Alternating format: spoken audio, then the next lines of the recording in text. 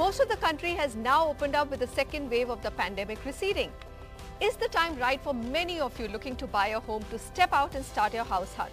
Today on the Property Show, we look at data and speak to experts to see what the demand, supply and price forecast is to help you make better decisions. My panel, Baman Irani, CMD Rustomjee Group, C. Prabhakar, Director, Gopalan Group, Amit Bhagat, CEO, MD, ASK Property Investments Advisors, and Siva Krishnan, Managing Director, Residential Services, JLL India.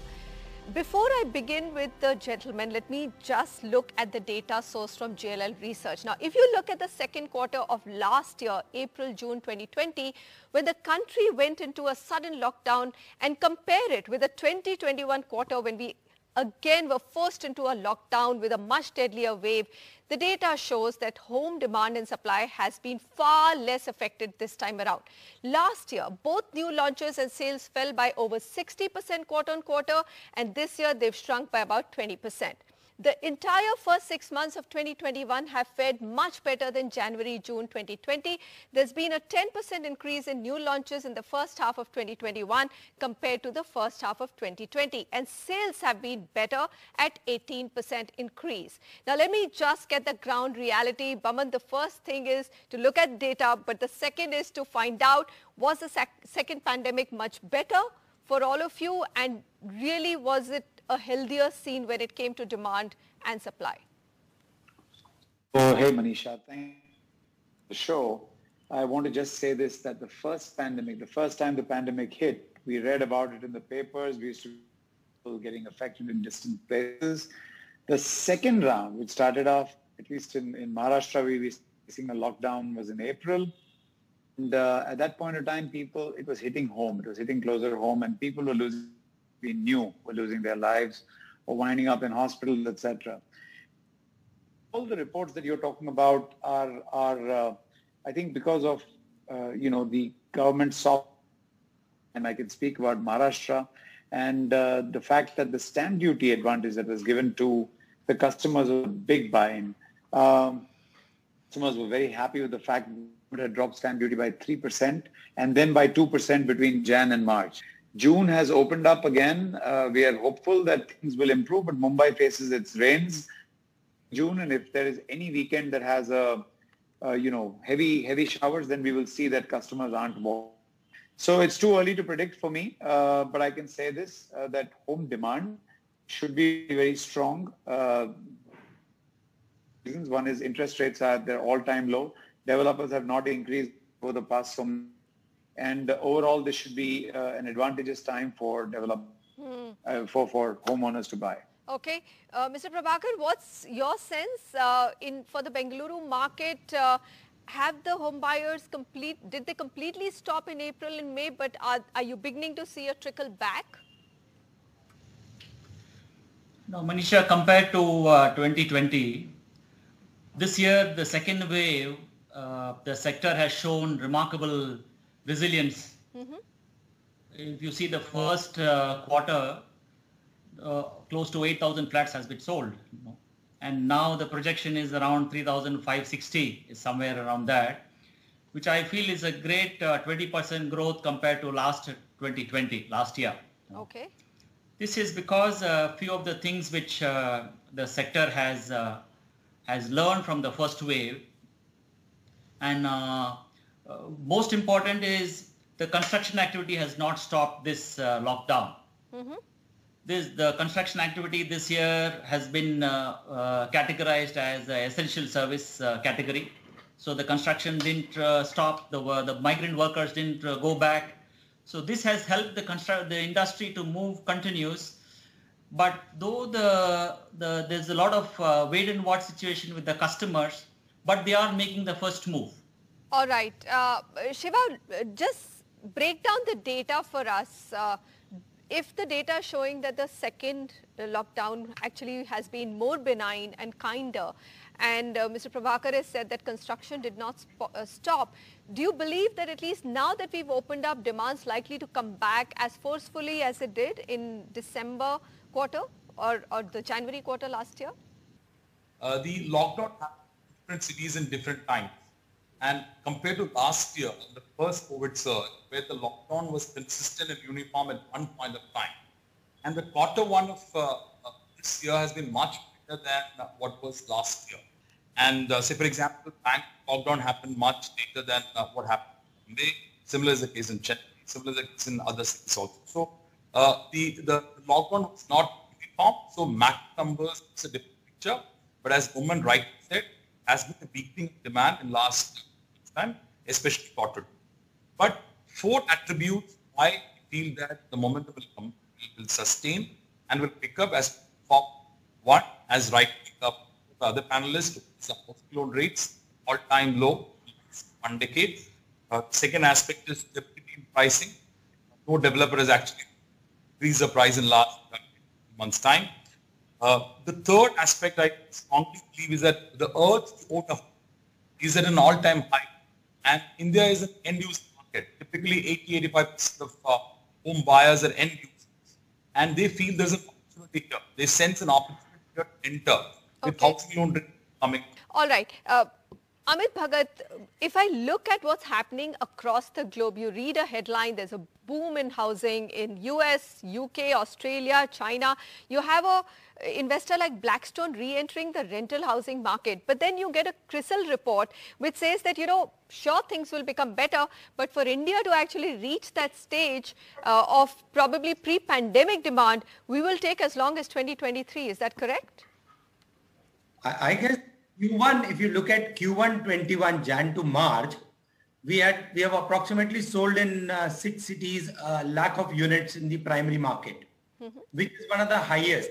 But yes, it was driven by more by Maharashtra because of stamp duty. Other states were not as lucky. So NCR had just picked up in January to March. NCR was lagging behind in the entire 20 when other markets were slightly better. So developer and the projects are impacted by, every project is leveraged. So interest cost is being borne by the developer. Labor was held at site, but the labor count came down, and we have projects in Chennai, Bangalore, Pune. What we realized is the labor has come down by almost 50 to 60% of the pre-second wave situation.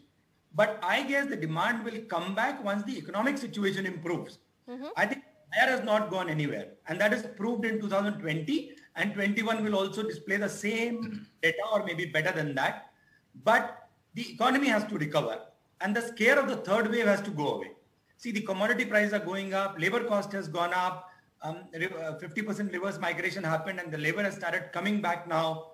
Right. But economic development and the scare of third wave will decide whether the fence sitter will come into and start buying, or they will continue to sit at the fence. Okay. So, Mr. Prabhakar, I think Bangalore market has probably been the most resilient also because of the ITS sector has not got that affected at all by this economic meltdown that we've seen. Very quickly, what's happening in terms of the delays? Now, there are buyers who already have bought into projects. And again, in the CREDAI survey, I think 90% developers have said that they will face some delays in deliveries. Is that how your projects are also, you're looking at your projects like a little bit delay in the deliveries that you'd promised earlier? No, delay will definitely be there, Manisha, because there has been a lockdown and certain projects have been affected. Their general flow has been affected. But one good thing is the construction activity keeping pace to some extent in lockdown, because once you shut it down, to restart becomes very, very difficult. But this has really helped us gain momentum because the workers are still there.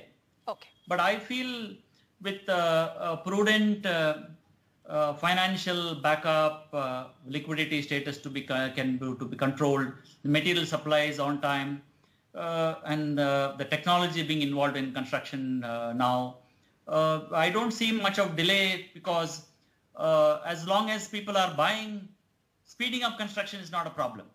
Okay. I feel as long as the sales are there, finishing projects on time should not be an issue at all. All right, that's heartening to note, Shiva. Now let's come down to what everybody actually asks me, and I don't have a crystal ball to give them any answer. What about the prices? If I look at the unsold inventory, it's still at about 4.75 lakh units, according to the data that you've shared with us.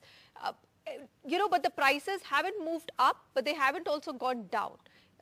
If you inflation adjusted, you can say they're cheaper today than they were about 4 years ago. But there has not been much of a movement in prices. With commodity prices hardening and land prices actually coming down, where will it settle? So Manisha, look at in a normal time. What was the kind of numbers which used to happen on a year-on-year basis on an all-India perspective? 7 cities, close to about 150,000 to 200,000 units per annum, which has shrunk to about 80,000 to about 100,000 units as of today because of pandemic, because of weakened market. And the total inventory is close to about 470,000 units.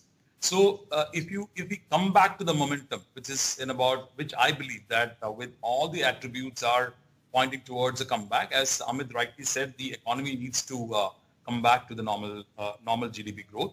If these two things comes back and also the end user impact in the market, if the overhang inventory at this juncture is only about 3 years, and any project typically takes about 3 to 4 years to complete. That's one aspect. So the inventory overheating is not very high compared to what used to be about 3-4 years back.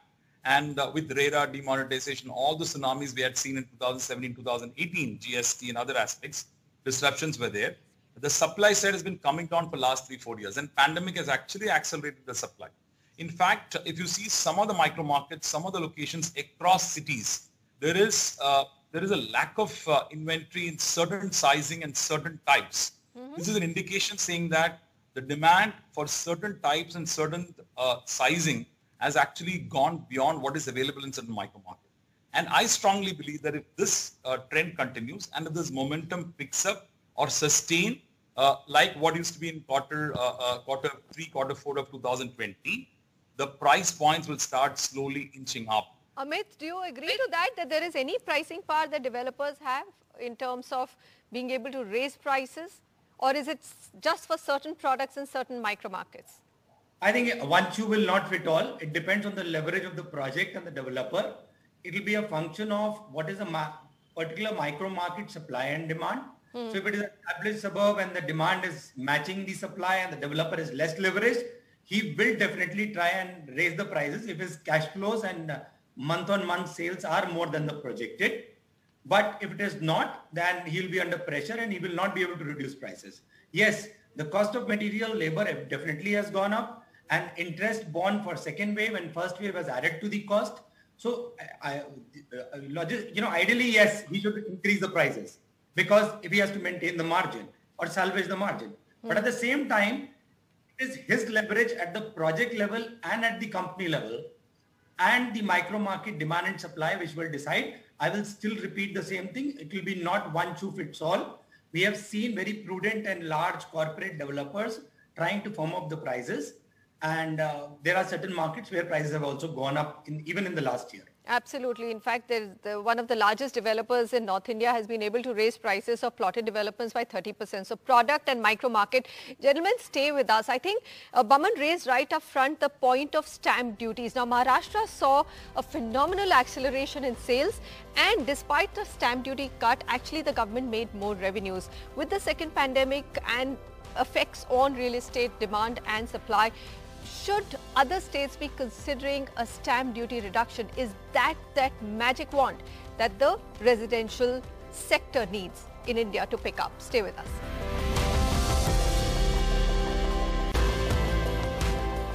Welcome back. We're looking at the residential sector in India to find out what's been the effect on demand, supply and prices of the second wave of the pandemic. And as we come out of the lockdown, will home buyers return in the same big numbers as they did in the last year of the pandemic lockdowns ending? I'm going to come to you, Baman, very quickly. Stamp duty in Maharashtra, as you said right in the beginning, was a big reason why Maharashtra clocked some fantastic numbers till March.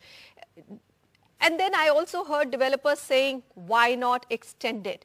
There has been that math proven that stamp duty reduction actually does not bring the state revenues down.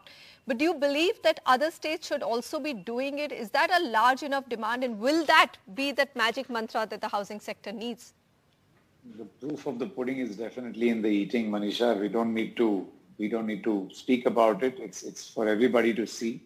I think any impetus given by the state government is considered, or by the government basically, is considered as an impetus for growth. I can tell you this, that there was a desire to buy homes post the pandemic, the first round, and that just got super compounded by the reduction of stamp duty. And people actually thought it was the right time to go out there and choose a home of their choice. And, I think one of our panelists mentioned that ready homes actually sold at a premium price. People were ready to go out and pay extra to get a home that was ready or nearly ready. And if I may make a prediction on your show, come August this year, around Ganpati, you will see a tremendous surge again in buying. And now this statement, it comes with a caveat. Provided Delta Plus, which is the variant that has been discovered now, is kept under control and does not really run riot, you will see a tremendous buying taking place. And I can speak about my micro market, tremendous buying taking place around this August. And I think that we will even see prices go up because developers are not making more money when they are raising the prices. It's only about, managing their costs, and the costs are up tremendously. Okay, fair enough. Mr. Prabhakar, you want to come in on that in terms of the price outlook? Do you think that you have the pricing power as demand will return? I mean, Baman is saying by August, barring the fact, and I'm keeping my fingers and toes crossed, we don't have that third wave. Do you believe that you will have room to increase prices? No, definitely there could be a premium for ready-built properties so the risk is less. But I don't see any price going up. Builders have to work with no margin or so, because there's no question the steel prices are way through the roof, and we have so many other incidental expenses which have come up. But I feel this year the builders have to sustain with no profit. Okay. Like last year. What about stamp duty? What's your view on that, Mr. Prabhakar? I mean, Karnataka reduced the stamp duty, but only for flats at the lower income level, I think 45 lakhs and below. Could they have extended it? I mean, is that something that you as a developer and the entire CREDAI body would want? I mean, of course, everyone wants lower prices, but is that a big demand? No, definitely what we have seen in Mumbai, the reduction in stamp duty further will definitely help this market. The recent report says 80% of potential buyers are waiting for the stamp duty to go down. Wow. So that's another thing. The buyers have seen other states reducing the price. So today, not many people are coming forward to buy because they are waiting for some reduction from the government. I think government reducing 1 or 2% of the stamp duty will really help people coming forward and taking the step to book a flat. Okay. But they have to do a lot more incentive should be given between that 20 to 40 lakhs range flats, lot more I feel, because that is a sector which is doing very, very well in Bangalore. But I feel lot more, the government can do a lot more to improvise that section. Fair enough. Amit Bhagat, this has been a demand of the industry saying, see, there are approval delays which cost the industry, but the taxes are pretty high as well. I mean, 30% of the cost of a house goes into just paying taxes and development charges. Is this a valid demand? Bring down the stamp duty. Why not in this year when real estate has such an accelerating effect on the economy? I think I agree with the developer community, because if you look at it, a limited period incentive has worked wonders in Maharashtra. Pune and Mumbai are classic examples how the demand has and the absorption numbers are with you. Every state needs this limited period incentive to counter the cost which has gone up because of commodity prices, increased interest burden because of wave 1, wave 2, and developers haven't got any benefit. So a reduction in development charges, premiums, which is also a welcome step taken by Maharashtra, should be taken by other states to incentivize developers to bear the additional cost during this pandemic. At the same time, incentivize the end user, fence sitters, to come and close their transactions. Fair enough. It'll be a win-win, and it will spur up the economic growth at the same time. Baman, any worry at all that interest rate cycles might turn because there are inflationary pressures? Globally, I mean, we're talking about the fact that maybe we've seen the best of the inflation, the best of the low interest regime, and with inflation coming back, do you think that party could end, the home loan party? I'm sure hoping not, Manisha, because one of the major drivers is the cost of money that is keeping home buyers enthused to buy homes. But other than that, Manisha, I think there's a lot of things that the government can do at this moment in time to increase the home buying. There could be certain tax advantages that are given for a second home. There could be certain tax breaks that are given to people who want to upgrade their homes and buy a larger home. We could give tax holidays to people if they're investing in real estate. So, Baman, one question which I should have asked earlier, but I'm going to ask you now. You know, every time there is a pandemic or any kind of big event, the projects do get delayed. And these delays are not in control of the developers. People have this question, why do we need to sell under construction projects? Why don't we only sell a ready project? Good question, Manisha, but I don't think this works anywhere internationally. People like to buy when things are under construction because buying a home is not like buying a car. You know, you get the colors you want when you want. You know, at best, if you have to wait for a color, you'll wait for a week or 10 days. A home is all about location, where it is in the building, and I'm speaking of my buildings. You know, the floors that you want. You sometimes want a particular view. You sometimes want to be in a particular building that has got Vastu enhancement. You know, in certain apartments will have it, in certain won't. Ideally, if buying a home was buying like buying a shirt or a car or even a motorcycle, I think this would work. But under construction homes will continue to sell. I think with the advent of RERA, with the strengthening of RERA as we go along, it's been 5 years now. I see that home buyers have a lot of faith in the authority, and they're certain that the homes will be delivered in time. Extensions, if any, are paid for by the developer. So overall, I don't see this trend passing away. I don't see it going away. Fair enough. Well, that's another discussion on why the home buyer ends up taking an inordinate burden of a delay. But that's for another day. On that note, I'm going to thank all of you gentlemen, Mr. Prabhakar, Amit Bhagat, Shiva and Baman. Thank you so much for joining me. It's always going to be a discussion on what's going to happen to demand, supply and of course prices of homes going forward. Is this the right time to buy? Well, if you want to upgrade or you want your first home, probably not a better time. Thanks so much for watching and goodbye.